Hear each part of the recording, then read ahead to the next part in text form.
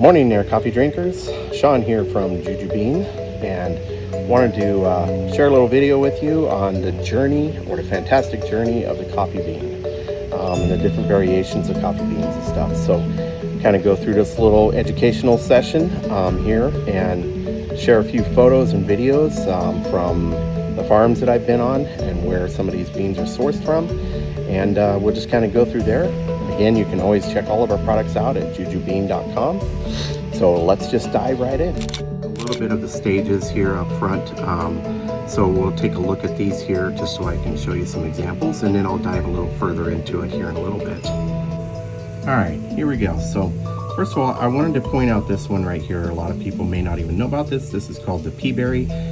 It actually is a much smaller coffee bean. These are more of a specialized coffee bean. They come out smaller. The cherries that they come from are simply a one seed that comes out, which is a coffee bean. And that single seed, as you can see, is very small, but this actually has a much bolder, stronger flavor to it. So this one here is actually a specialty coffee. It's a specialized bean. It goes through the same roasting process and different variations of the roast as well, but it is what you call premium coffee. Pulls out a lot more boldness, less bitterness, very rich in taste. So in the peaberry, those are much smaller, as you can see, compared to a normal coffee bean. They're quite a bit smaller. So anyways, that's this one here that we have on the peaberry. It goes through the same process as pretty much all the other beans. And like I said, I had showed you the cherry before, how they're hand-picked, they're popped out, and whenever they're popped out of there, they have like a little saliva type membrane that's on the outside. And machines strip that off, but it doesn't get stripped off until after, first of all, it goes through the process through the water.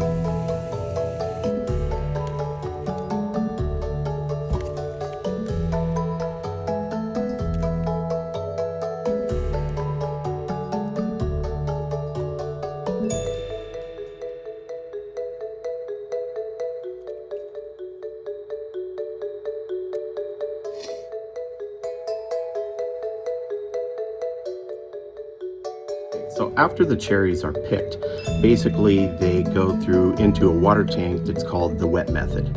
And then in there, it pulps away the skin and the fruit through this aeration in the tank. The cherries that sink are good. The ones that float are bad. And then basically what you are left with after doing that is a parchment, a wet parchment bean with mucilage membrane on the outside of it, around the outside of the bean. These are usually fermented for about 12 to 36 hours to unlock all the flavors in the beans themselves. And then we move on to the drying method after that.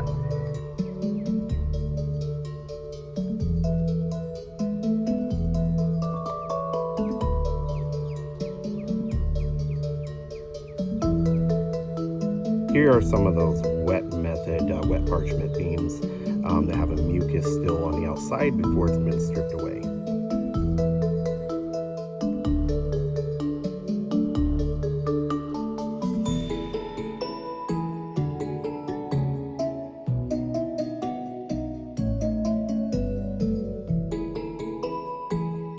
The dry parchment is dried evenly. Whenever it's taken out of the tanks, it's dried evenly on this big platform and raked manually by people. You've probably seen pictures of that before.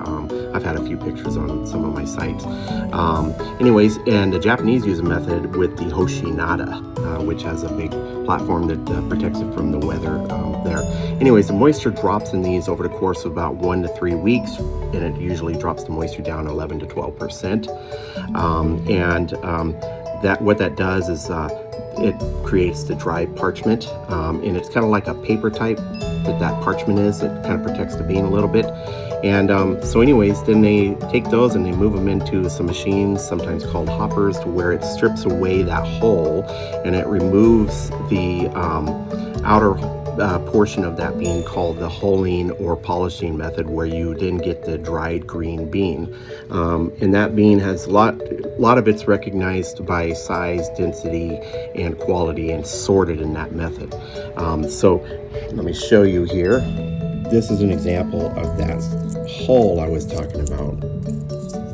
As you can see here, this is a dried method, of course, but these holes are actually stripped from the outside, and it reveals the green bean. This right here would be processed, already hulled green beans. These are finished green bean product. I know they may not look terribly green to you, but when they're in a whole batch, you're looking at them in a big, huge batch. They're usually a lot more green than that. But anyways, then you have the green process. This one here is what is mostly recognized around the world whenever it goes to the roasters.